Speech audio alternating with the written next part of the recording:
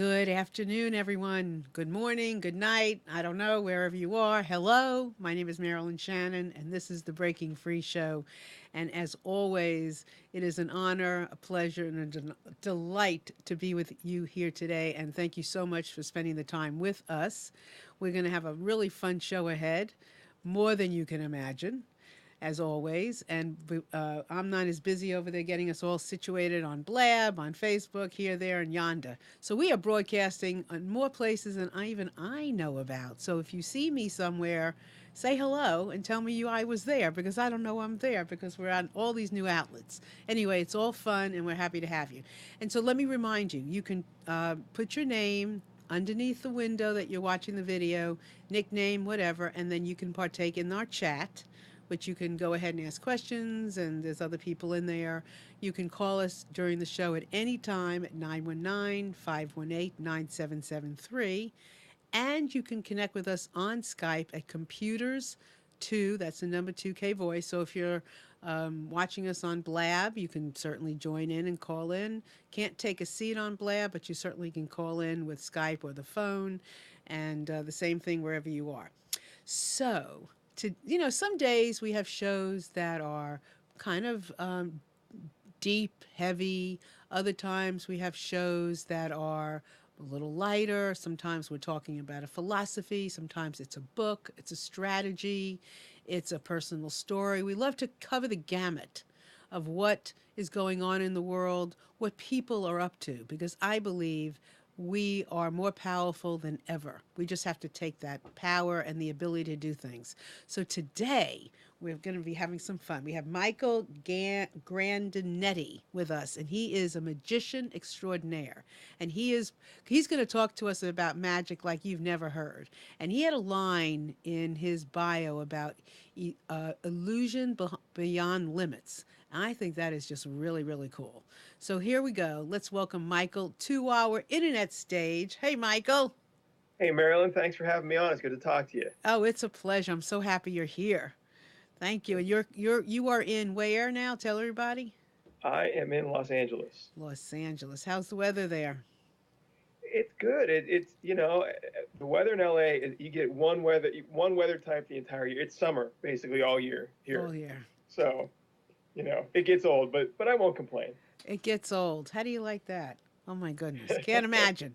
So, Hey, okay, I'm so I'm an East Coast guy. I'm oh, an you East Coast are? guy. So yeah, I like my seasons. Oh, so where are you from originally then? I'm originally from Pittsburgh.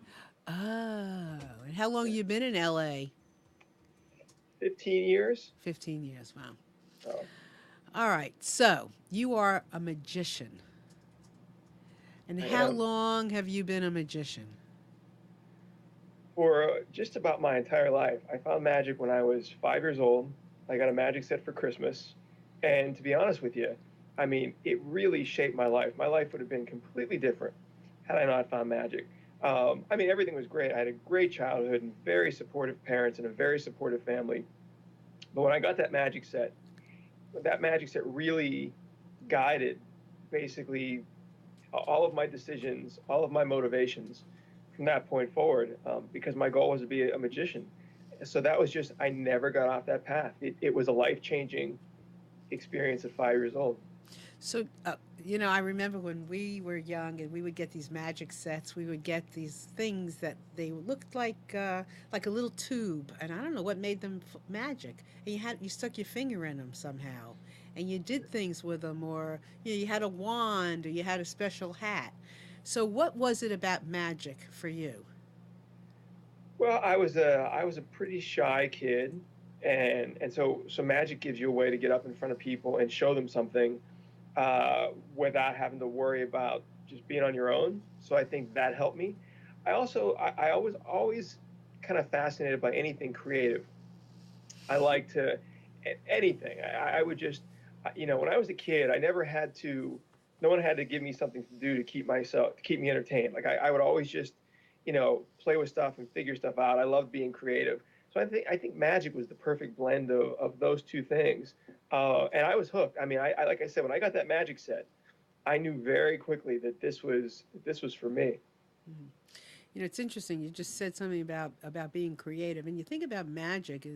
You have there's so much creativity, and you're going to have to teach me this or teach me about this, but I'm imagining that there's so much creativity in doing what you're doing, figuring out a way to do something, to show us something, leave some things out, and there's so much creativity on the part of the the people watching it because they have to be willing to go someplace that it's all their imagination.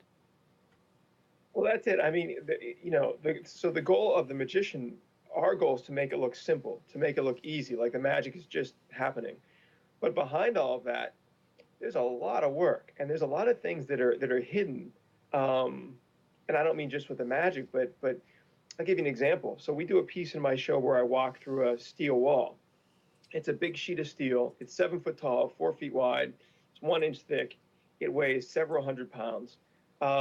It's examined by the audience, and I walk through it.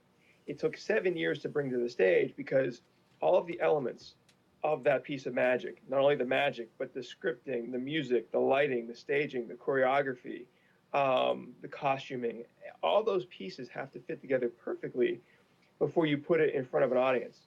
So behind something that looks very, very simple takes a lot of work and a lot of time to make it look just right. And personally for me, we were talking earlier about this. I'm a perfectionist. I don't want to put anything in front of an audience that isn't right. I figure if people choose to spend their time with me, whether it's on television or whether it's with our live show, if they've made that decision, when they could do a million things, with their time, I appreciate that, and I want to make sure that I give them the best magic and the best show possible. So we put a lot of work into making those details, just right. But yeah, it's very complex, more complex than people think. So, and I don't, and I know you're not going to tell us how about your tricks and all that stuff. And he's going to perform a trick like halfway during the show. So, for everybody that's watching it, you've got to stay with us the whole time. But, so you mentioned this one trick about going through the steel and the music and the sound, and how much of a role does that play on the illusion? A lot, A a lot. I lot. mean, the music alone. If you think of your favorite movie that you've seen, I'm betting that there are certain scenes in there where music's involved, and the music in a movie, for example, makes you feel certain things, makes you feel emotions, makes you feel connected to that scene in a way that you wouldn't be connected if that music wasn't there. I just saw a documentary about a film director who was putting together a horror movie, a very famous one, and he showed a clip of the movie, of a scary scene from the movie with the music, and he showed it without the music. And with the music, you're on the edge of your seat and you felt scared and you felt the suspense. Same scene without the music, it had just a fraction of that effect.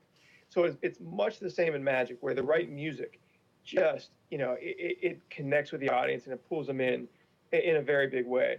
Same thing with the lighting, with the staging, with the choreography. They all play just an enormous role in the magic. It's like you're creating these little theatrical experiences on stage. They're like little plays or little movies. And all the elements are very, very important in giving the audience that overall experience. So I guess I'm wondering. So you're either going through the steel or you're not. I Oh, I mean, am. you Oh, are yeah, going I through the am. steel. What was that? You are actually going through the steel. I go behind. So after the audience comes up and they examine it and they rub their hands over it to make sure there's no trap doors, there's no hidden openings. They hit it with their hands. They can hit it with hammers if they want. It's very solid. It's very heavy. I go behind it and I walk right through the center of it, and I really do. I really walk through the center of it. You see me walk through the center of it, and I end up on the other side of it. Hmm. So, hmm. I can't tell you how it works. No, you. Uh, how do you know that's what I was going to ask? So Chris she's asking on the chat. She wants to know what you think of this quote.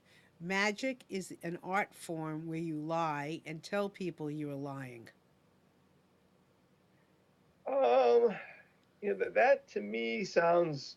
It has a bit of a negative connotation. I think the word lie has a negative connotation. Here's what I would say. Going to see a magic show is like going to see a movie. When you go to see the movie that it's not, real. ET is not real. Superman is not, is not real. But when you go to the movie, you let go and you just put that out of your mind and you believe in it for 90 minutes or 2 hours. Hmm. And you feel uplifted and you feel happy. I think magic is going to a magic show is the exact same thing.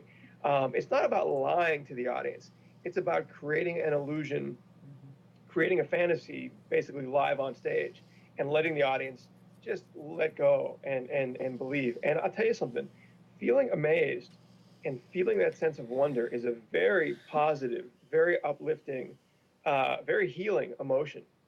So yeah, it's so Chris, I think the word lie in that saying, um, I think it could have been worded differently to make it more positive. Hmm.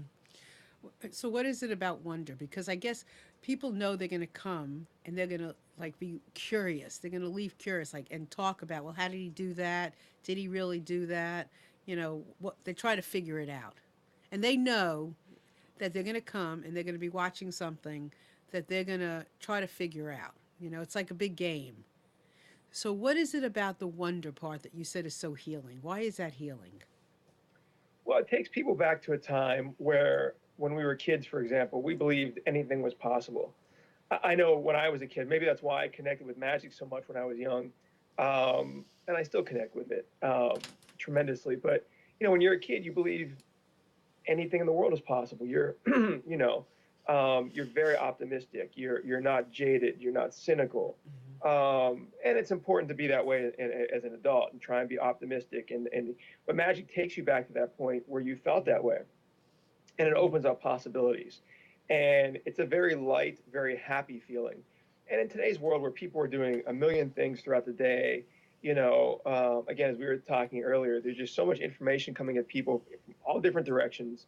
To feel that very simple sense of positivity, of possibilities, I think it's a rare emotion that people don't get to feel a lot.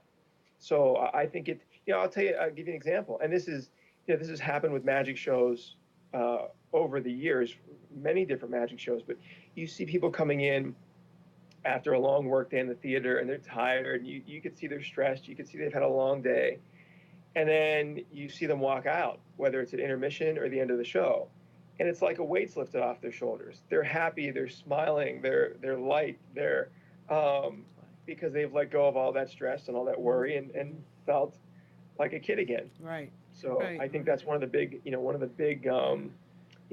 positive benefits of magic. It's so interesting because really it does bring up the play part of all of us. How we, and play is so healthy, and it's something that we don't play enough. And I'm thinking of, I mean, I haven't seen a magic trick in a long time, and now I'm like, wow, I want to go to a magic show. I want to wonder. I want to play. I want to see that. I want to imagine. How did he get through that? Was it cut in half? Did he do this? How did he get in there? You know, Yeah, and see, I get to be a big kid for a living, you do. Oh my so God, you do. I'm a lucky guy.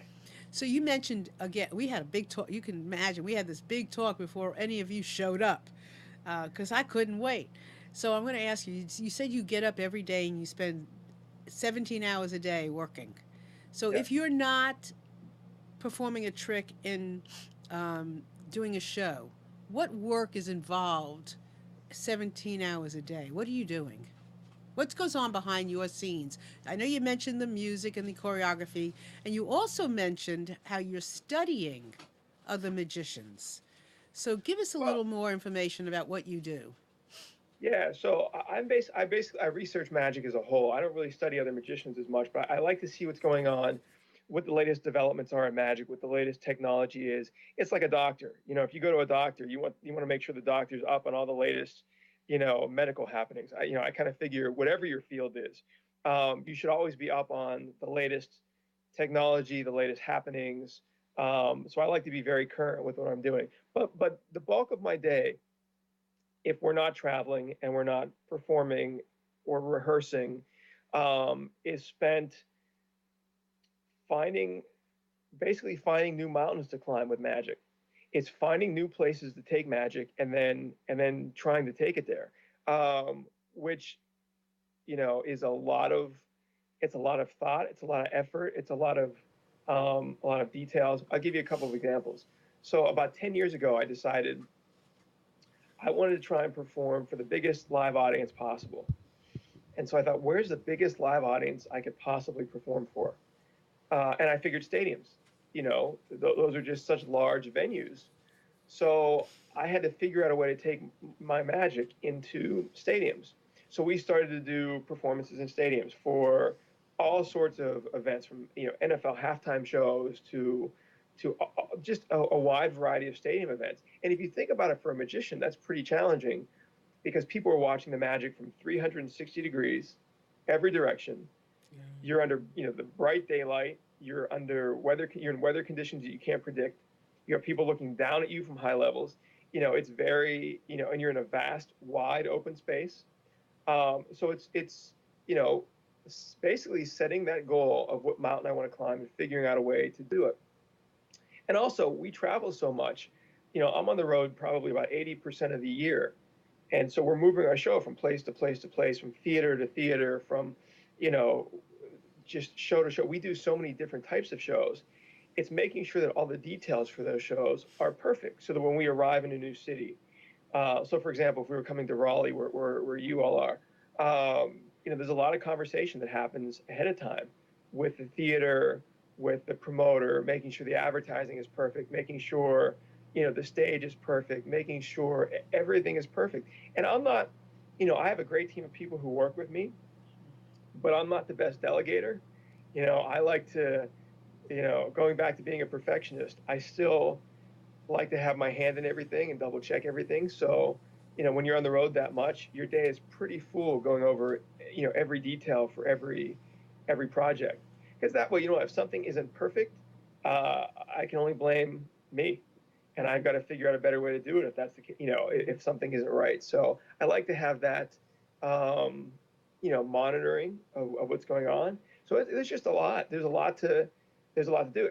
Another example is we have a television show that premieres next month. So right now I'm in the full swing of promotion for that, with radio stations and with great shows such as yours, all over the country. And that takes quite a bit of time as well. But I wouldn't trade any of it. There's nothing else I could see myself doing all day long. There's so many questions there. And also, I just want to remind everyone that you're listening. You're welcome to call in, ask Michael anything you would like. He won't tell you how he does his tricks, but you might ask him the next question that I want to ask him, and it could come from you instead of me. So feel free to call in 919-518-9773, or you can connect with us on Computers 2K Voice. So what? So for most people getting into magic, or somebody wanting to get into magic, where do they start? Do they find a mentor? I mean, where does it begin?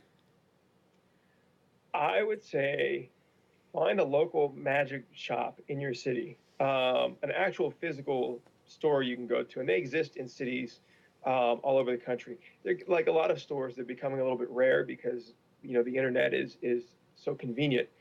But for me, when I was a kid, being able to go to a magic store and watch people perform and see just a ton of magic there in person, learn what I liked, learn what I didn't like, it was tremendously helpful. I always tell people of any age when they're getting involved in magic, get a couple of simple pieces of magic, things that are very easy, that you don't have to really worry about performing, and then go get used to performing them for people. And because they're rather simple, the stress of performing, at least the magic part of it, isn't there. So you can kind of get your feet wet performing magic for people. Mm-hmm. And then I say, get a good book, get a good beginner's magic book, where you can read through a magic book and study it and learn from that. Because a lot of people today want to go on YouTube and they want to watch videos to learn magic. And again, it's very convenient. But the challenge with that, and sometimes the problem with that, is people will emulate what they see instead of putting themselves into whatever the performance is. If you get a book, you can't emulate somebody else performing it. You've got to read it and understand it, and you start to put your own personal spin on it. And I think for magic, as in a lot of things, I think that's really important. I think whatever it is you do, you want to make sure that you're putting your own personal spin on it.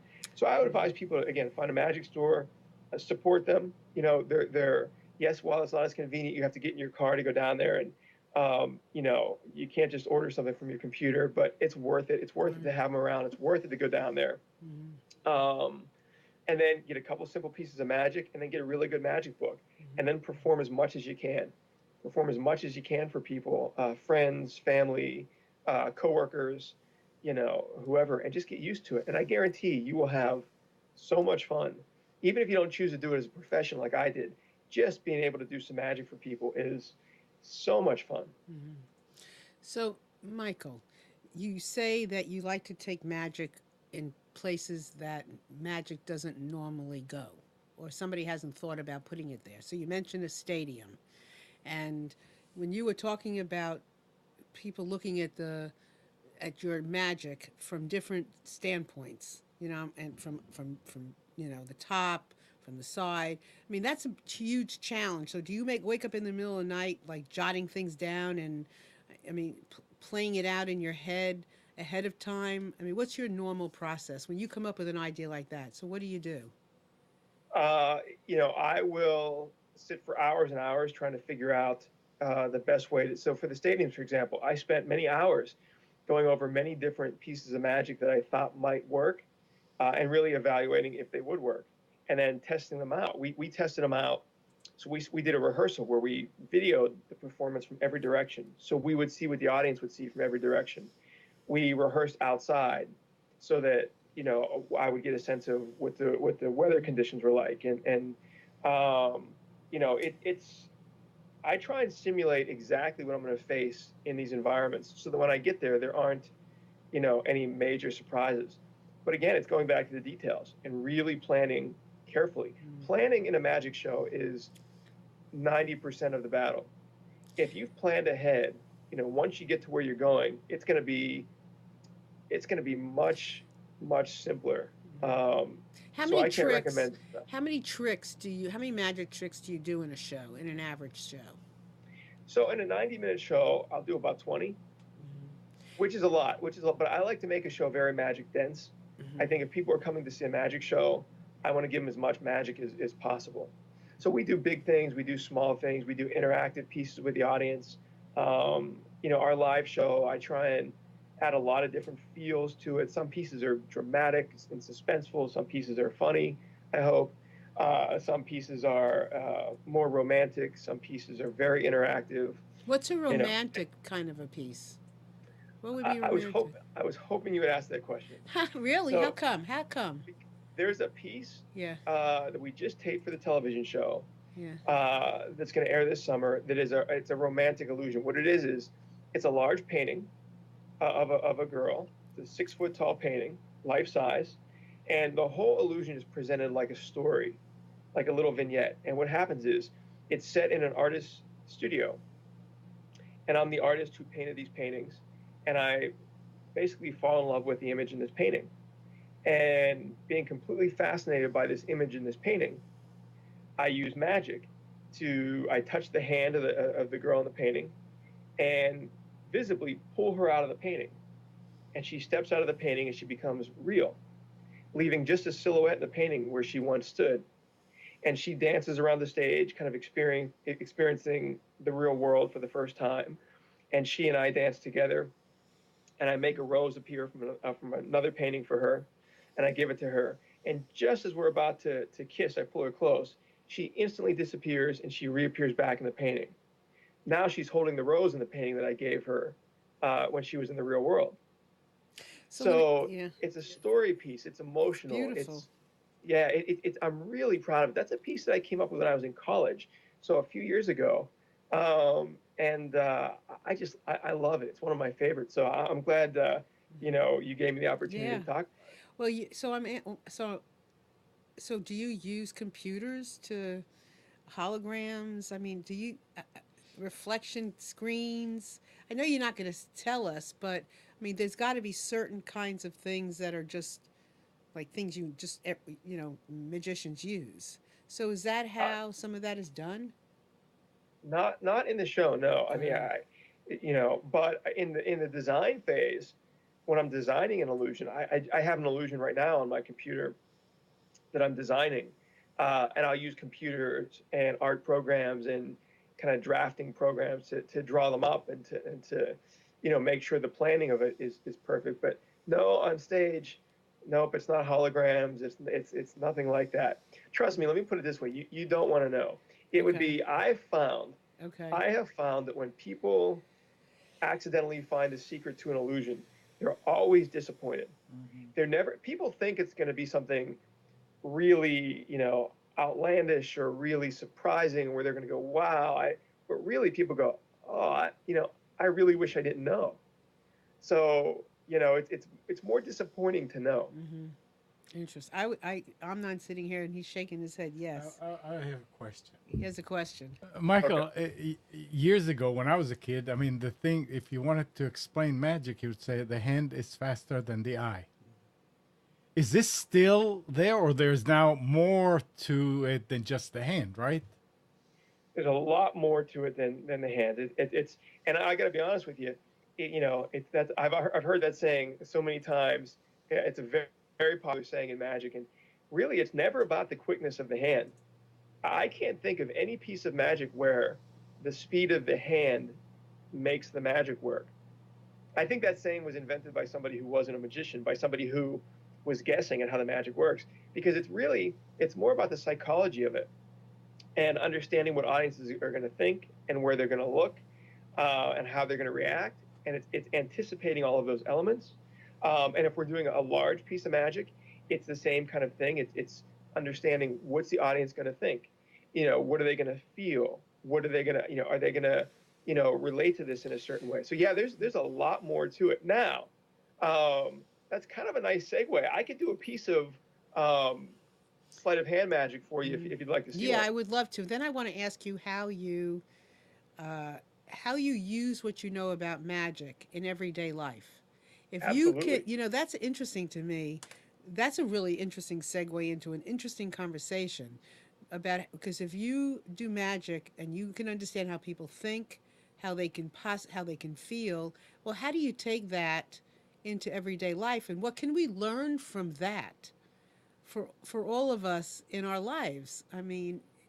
Magic is not unreal, right? Well, yeah, no, absolutely. I think that there is certainly elements of it that are relatable Mm-hmm. to everyday life Yeah. that we could talk Oh, about. I I'd mean, love let's to put it know this way. that. Go Yeah, ahead. it's affected my life. I mean, it definitely, you know, the philosophy of magic, um, definitely, is with me in my everyday life as well, away from the stage. So, yeah, Okay, a lot to cool. talk about. But let me let me Okay, let go me show ahead. you this. Go ahead. Let me hold this up so you can see this. Now, I got to tell all of you guys that if we were actually together, I would borrow this dollar bill from you. So I don't want you to think it's a trick dollar bill. And let me pull my sleeves up because I don't want you guys to think that anything is up the sleeves. Okay, can you see the dollar bill? Okay, Yeah. my hands are empty. Can you see? I'm going to do this really slow. Okay, just like we were talking about. I'm not going to do it fast, and make sure that my hands and the dollar bill never ever leave the frame of the camera here. Okay, now watch. I'm just going to fold it in half, just like this. Watch. I'm going to fold it up, just like this. Again, I'm going to move very slow. I'm going to show you something with the dollar bill that you don't normally see. Watch the dollar. I'm not going to make it disappear. But I found if you take a dollar bill really slowly and fold it and give it a little bit of a twist, it won't disappear, but it'll almost seem to turn itself inside out, Hmm. Hmm. just like that. Now that's actually a real dollar bill. It's not glued, it's not taped. You get it real close so you guys can see. Mm-hmm. Now, if we were there, I would give this to you as a souvenir, but it doesn't last long. Again, watch the dollar, watch my hands, keep your eye on everything. And again, I'll do everything very slowly with just two fingers. Two fingers. I'm going to open the bill up. If you look, it'll go right back to normal, just like that. You have a clapping thing. And that's a little sleight of hand magic for you. Cool.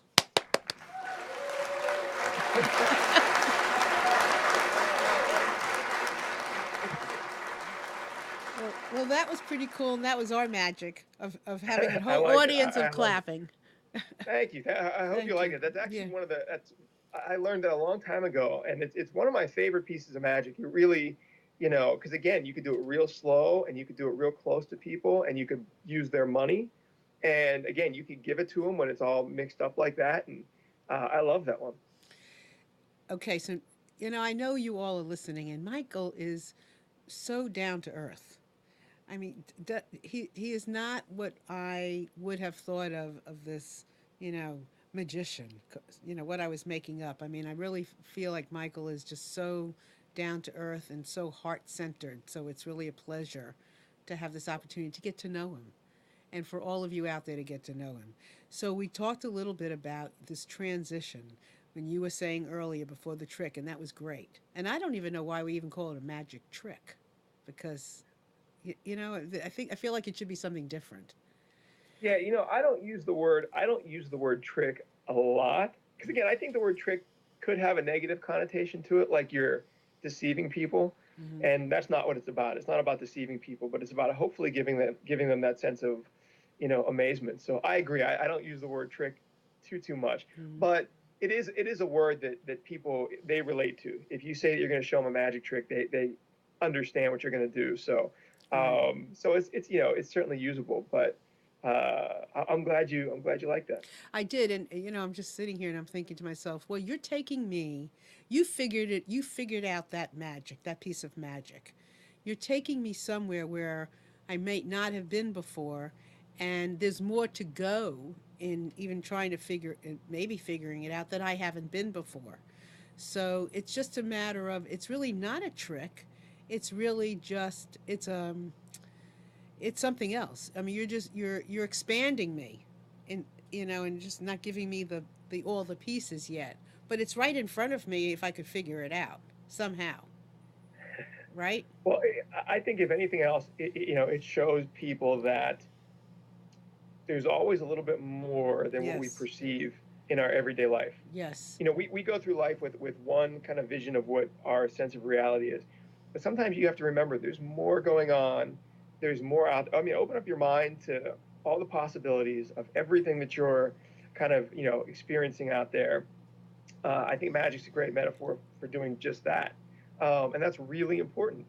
For me, that's helped me tremendously. It's allowed me to kind of explore situations on a much more detailed and different level than I would have had I not understood this kind of magic way of thinking of look at things that you see, look at things that you don't see, examine things that aren't right in front of you, think deeply, think critically, really evaluate everything from every standpoint. Being a magician has really helped me do just that.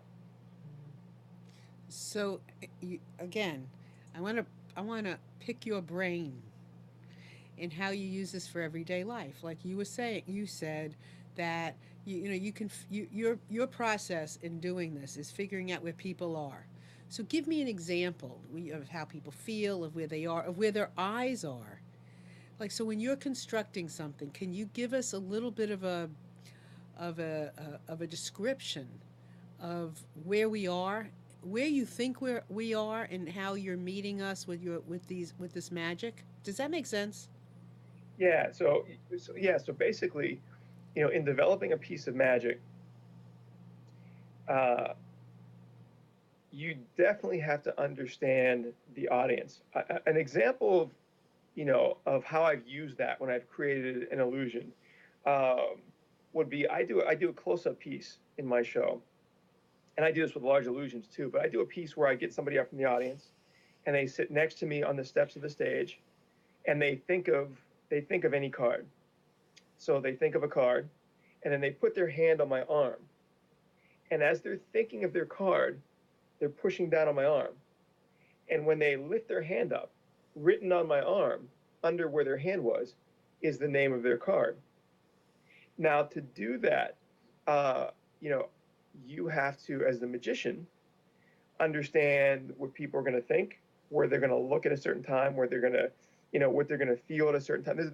That's a piece of magic where there's a lot of psychology. There's a lot of, again, just understanding um, personal interaction with people to make that work, because you have someone, again, sitting right next to you, who's essentially making all this magic kind of happen with you. Mm-hmm. So, I mean, without going into the specifics of how it works, that's a specific example of one that really was, um, dependent on understanding the relationship of one person to another to make the magic work. Now, when it comes to a large stage illusion, I'll give you another example. We do a piece in my show where I get chained to this platform and I get lifted up above the stage about 20 feet, and instantly I disappear from that platform and I end up right in the center of the audience. Now, again, that's a piece of magic where you have to understand just a lot of what the audience is going to expect, what they're going to think, what they're going to feel, and you create an illusion basically right in line with, okay, the audience is going to think and they're going to feel and they're going to believe all of this. While they're doing that, I'm going to be doing something completely different. But you know the path that they're going down, and you kind of cater to that path. So, it's when you understand those elements of audience perception, it lets you create an illusion that is really going to hit an audience hard, because you're setting up their expectations while you're doing something completely differently. So they're expecting something that isn't even remotely close as to what's going to happen. So So that's are people creatures of habit based on what completely, you, huh? yeah. Oh yeah. I mean, I would say completely, um, with exceptions. I mean, everybody's not the same. But if we're looking at audiences as a whole, I think there are general characteristics that all audiences have. Now, when we go from city to city to city, audiences may be different in reacting to certain pieces of magic. Some will like the suspenseful ones more in some cities. Some will like the romantic ones more in some cities. Some will like the comedy ones more in some cities. I think the culture of the cities and the culture of the people in those cities kind of dictate which part of the show they gravitate towards and connect with more. But as a whole, where they're going to look and what they're going to see and how they're going to feel and what they're going to do, I think it is basically the same. Mm-hmm. And yeah, I think it comes down to people, reacting in ways that they're used Mm-hmm. to So, certain things. how did you study the psychology of people? I mean, how did you study people to the degree that you're doing it? And I mean, there's something I want to ask you, and I don't know what the question is, but there's Well, something I'm looking for, and I'm not sure how to ask it, and I don't know what it is I'm looking for. I just know that there's something I want to know from you. And I understand. I think for me, I learned by doing. I've done, because I started so young, and I started magic at 5. I started doing shows professionally at 12. So from 12 to now, basically, I've never stopped. I put myself through college doing shows. When you do that many shows and you're in front of that many people and that many audiences over all those years, you learn from doing, if you're open to it, if you're looking for it. And I try and be like a sponge. I try and absorb. To this day, I try and be very in tune with the audience and figuring out what works and what doesn't work. So over all those years of doing this and watching and listening to audiences, I think it gave me a really good sense of, here's what you have to do to make this work a certain way, and here's how people are going to respond, and here's the similarities in audiences everywhere. And here's, so for me, it was repetition. It was doing shows over and over and over again. And our shows evolved. I mean, the show that I did at 15 is not the show that we're doing now. And I hope the show that I'm doing 10 years from now is, even more evolved from what I'm doing now. well, But yeah, it's so fascinating because, you have to be able to give people or share something or show them something that they have never dreamed of, and yet, that's my hope, and right, that's my goal. right, Absolutely. and it's like you know, I I heard a quote, and I can't recall exactly what it was, but it was about, like Henry Ford when he was, developing the car. He wasn't interested that people wanted a faster horse. He came up with a car. They thought they wanted a faster horse. They didn't know they wanted a car. Right? So you're giving people stuff that they haven't even they don't have a clue. You know, you're listening to them in a way, and they're telling you something, but they don't even know what they're telling you. We don't even know what we're telling you for you to figure out what it is to do, and it's brilliant. You have got to be brilliant. Period. Well, you're you're very kind. I think that you hit the nail on the head for giving people things that they don't expect, and that's why it works. I think that's why our Magic in the stadiums have been so successful, because people go to these football games or these NBA basketball games, and they don't expect to see Magic there. And suddenly, when you see somebody floating in, in the center of a football field, you go, wow, I didn't even expect that, nor did I think that was Mm. even possible. Right. It makes you connect with it, that surprise of element of it Mm. So makes you connect. how many, let's say, famous singers or performers would contact you to for them to do some magic? Has that ever happened? I've done consulting over the years. Uh-huh. I've taught magic to actors on soap operas. I taught the actors in The Bold and Beautiful on CBS a couple years ago. I created magic for a commercial for the U.S. Treasury, the That's a Conan magic O'Brien trick. show. Yeah, it was The when they were money thing. introducing the new $20 bill, and they wanted me to do some magic to make the $20 bill kind of float and fly around and really kind of catch attention on the screen for this commercial. Um, for the Conan O'Brien show, we talked about a design to make one of the guests magically appear in the guest chair, because apparently this specific guest, every time he came on the show, Mm-hmm. he had a new thing. He had a new way of. One time he dropped out of the sky. One time he came out in a car. So they figured, how about magic? So we talked about a way to use magic to make him appear. I've had illusion designs that have been used everywhere from, China to Japan to Korea to Italy, um, to all over here in the U.S. Some of my designs have been, we've licensed them out to varying degrees. So yeah, I've done quite a bit of work like that. I've consulted on books because I've researched magic for so long, and I really have been a student of magic my whole life and ongoing. I'll be a student of magic for the next, forever. I mean, it's just you never stop learning. But because of that, I've done a lot of research for magic history books that have been written. I've written several articles for magic books and publications, and I love that. I love being able to hopefully share something that's going to, again, give people amazement or help them in some way. So I have more questions, but I want to. So your main reason for doing magic, is it what you just said, to help to give people you know, to give them some reason to a way of enjoying themselves, a way to open up themselves? I mean, what's your main, like if somebody said, "What is your personal movement?" What is it? Basically, to have people let go of all their worries and stresses, and for 90 minutes feel like a kid again. For me, when I stand on stage and I look out and I see the audience and I see them reacting to what we're doing and I see them smiling and I see them having fun, that's it. Nothing's better.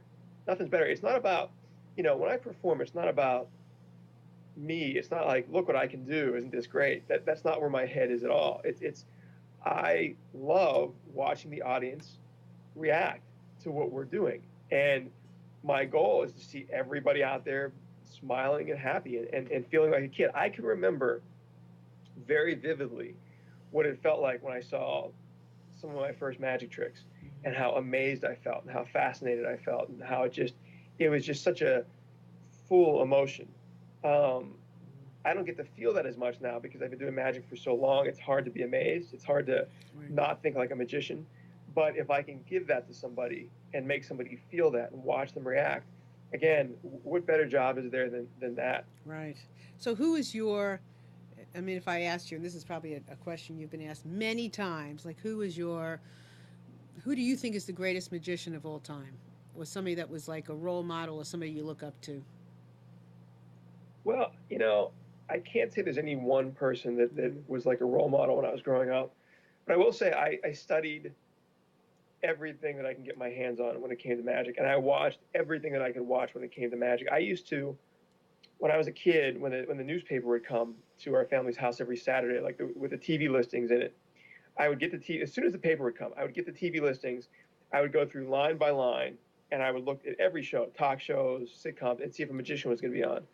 And I would set the VCR when there were VCRs, and I would tape them, and I would watch them, and I would study them, and I would learn what I liked, and I would learn what I didn't like, and I would trade videos with other magicians all over the country, and I was just a very hungry student of magic. So all of it, I watched as much magic as I possibly could from everywhere. I would trade tapes with people from Europe and trade to see what was the magic like, in different countries. What was the magic like, everywhere when I was a teen. And again, because there was no YouTube or internet in those days.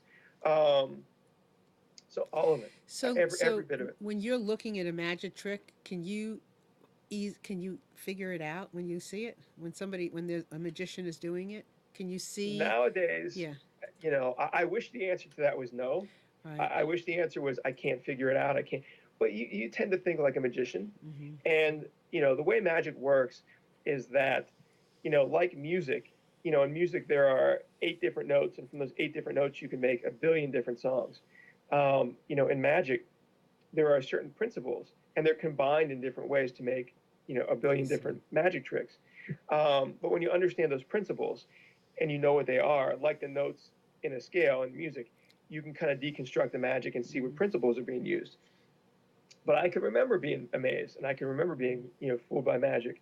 Even into my teens, I would see things at times when I would watch these videotapes and just go, "Wow, look at that," and have to really think about it, really study it, and but I wish, but I welcome, I welcome the opportunity to be amazed. I would love to sit back and be amazed, and I'm sure it'll happen again. I'm sure somewhere, I'll watch something and there'll be a surprise that wasn't expected or something, and I can't wait for that.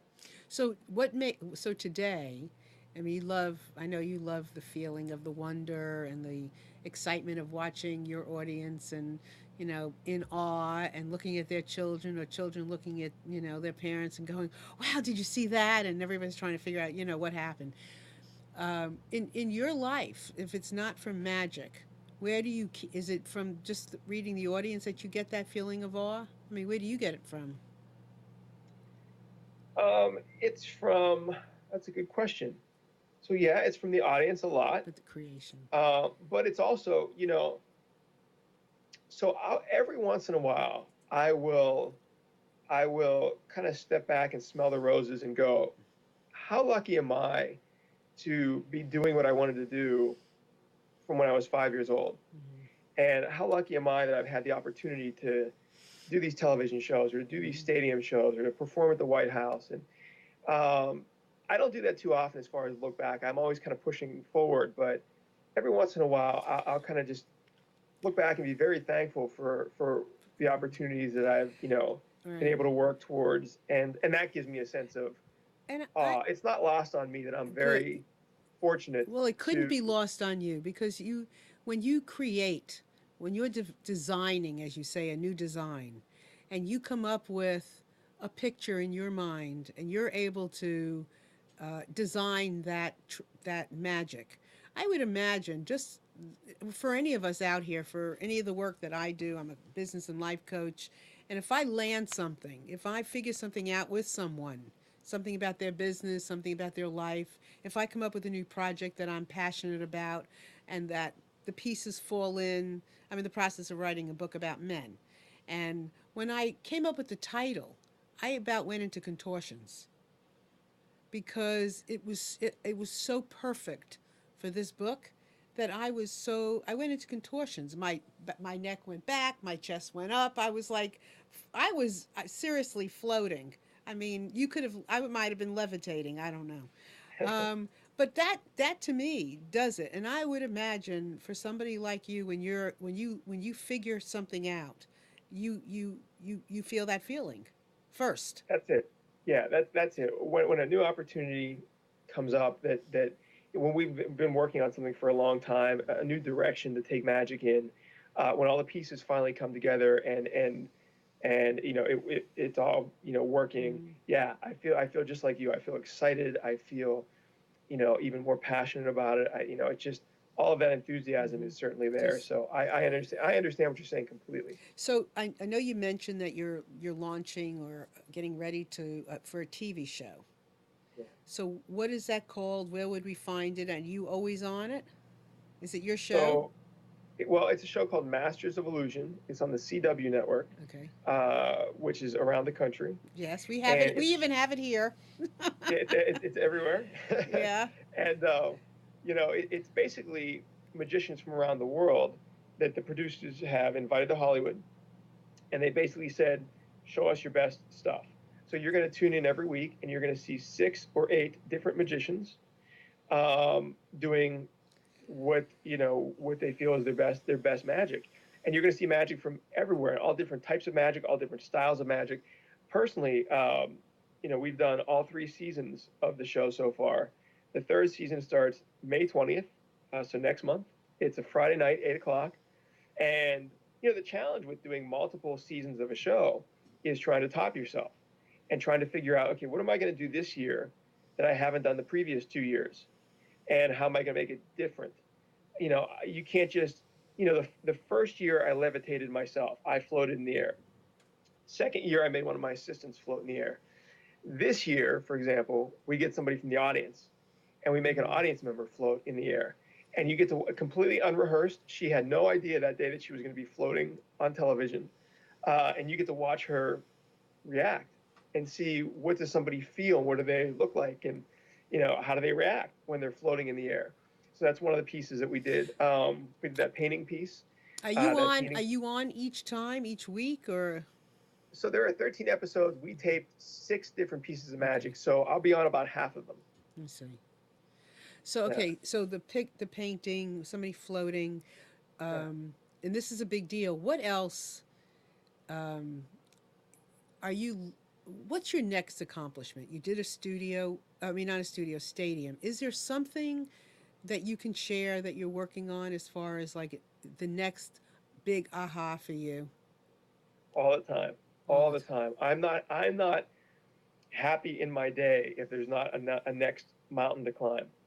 So without getting into specifics, which I'm not able to do, but I will tell you this. So more television. There are other television, because I think magic and television are just perfect together, because magic's a visual medium and television's a visual medium. So I think they're just perfect for each other. So I'm working on some more television projects.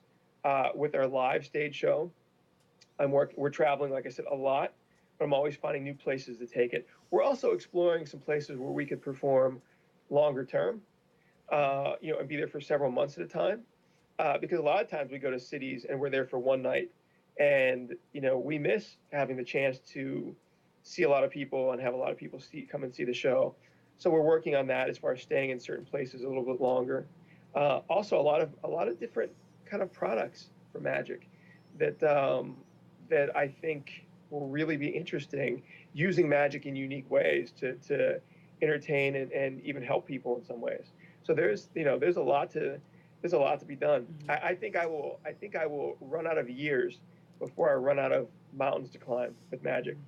Yeah, you're quite innovative. So there's no Thank you. telling where what dot you'll connect.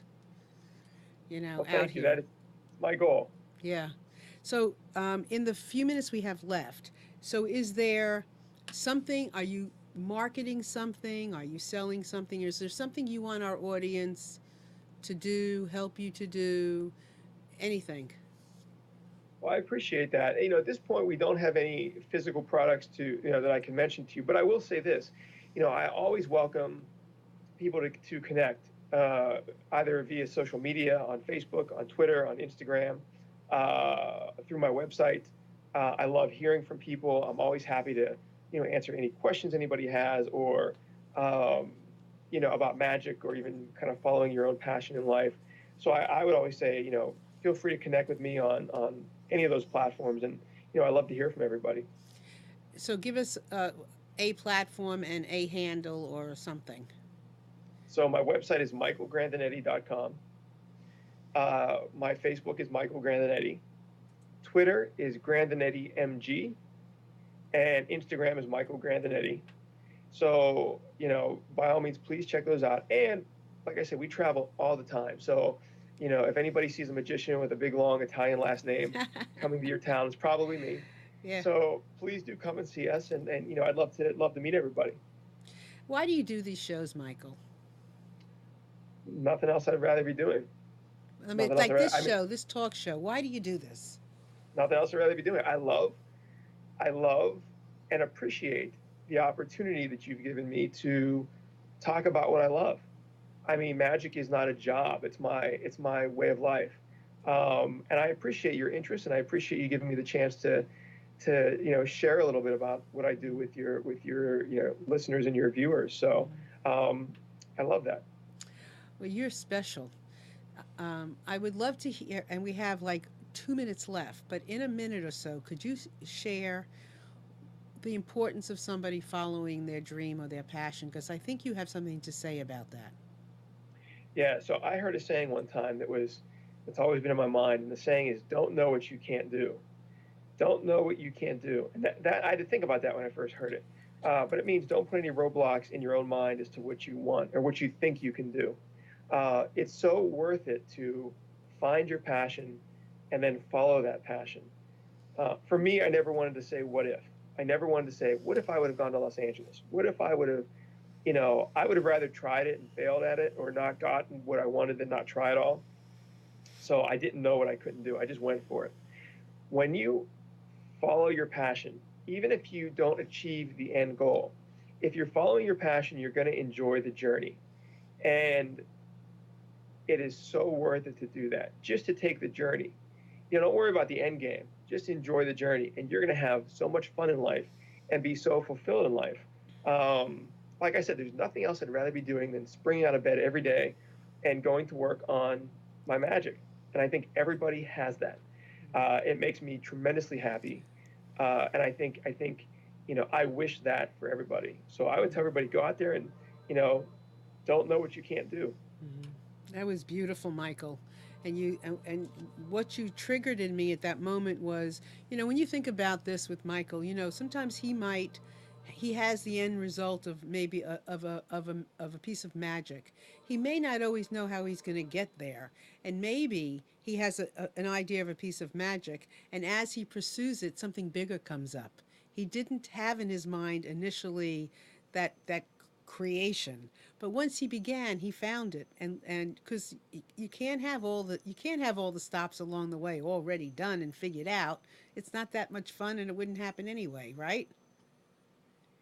That's true. You adjust as you go, and that's part of the process, and that's part of the fun of the process. Mm-hmm. It's really excuse me, it's really exciting to figure out your path as you're moving forward, and being flexible. Mm-hmm. And to your point, you don't know what's going to happen along the way, and what opportunities are going to present Right. themselves, or who you're going to meet along the way. And that's why I said enjoy, appreciate and enjoy the journey. Um, there's a lot of great things out there that you can do. There's a lot of great magic that we can create. I remember thinking about this, about walking through an electrical door. You know how sometimes not sometimes, you go to Target or wherever, you step on a thing, the door opens and you go in. That's magic. That's magic to me. When the door Well, opens up, that's magic, right? well, if you think about it, a lot of the things that are being done. I mean, let me put it this way: every time I travel a lot, every time I fly, I look out the window and I go, "This is magic. Look at this. We're all up in the air, in this incredibly heavy object, Mm-hmm. just sailing right along." Yeah, And you go, "There's that's magic in and of itself." Also, that's I mean, magic. obviously, there's science involved, but yeah, I mean, there's you could find the magical things in everyday life for sure. Absolutely. So, with that, I want to thank you so very much for being here. You are a charming guest, and I Thank appreciate it you. so much. And everyone out there, thank you so much for joining us today. We look forward to having you again joining us next week. Have a fabulous week. You know what? Notice some magic around you. Notice it. And tune in and find Michael on the CW. And with that, everybody have a wonderful week. Michael, thank you. Marilyn, thank you. Bye.